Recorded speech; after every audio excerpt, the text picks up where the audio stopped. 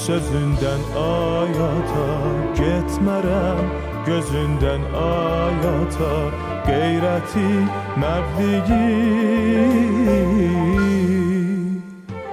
öğrendim özündən ayata, öğrendim özündən ayata.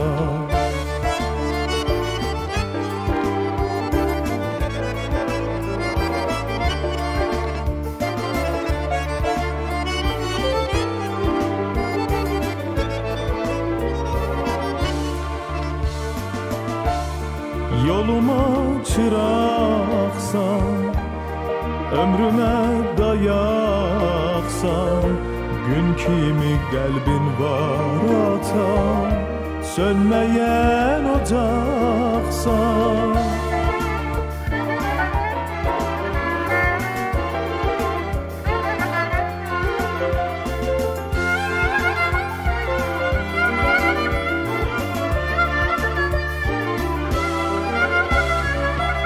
Gümüştek ağarıp saçların, gittikçe ucalır ve qarın.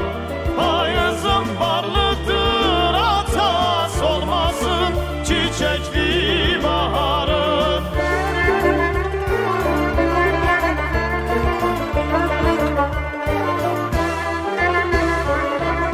Gümüştek ağarıp saçların, gittikçe ucalır.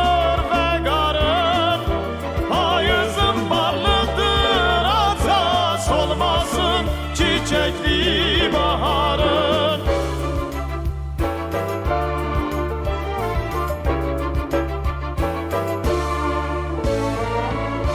Gelirsen geceler, çok yorgun ey aziz, ama gül yüzünle nurlanır evimiz.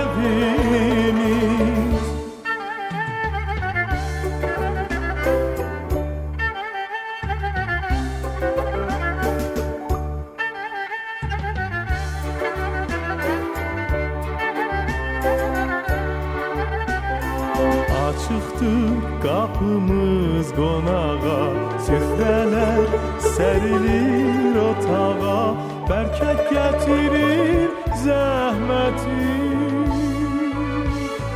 Hər zaman bu yanar ocağa, ayata, ayata, ayata, ayata.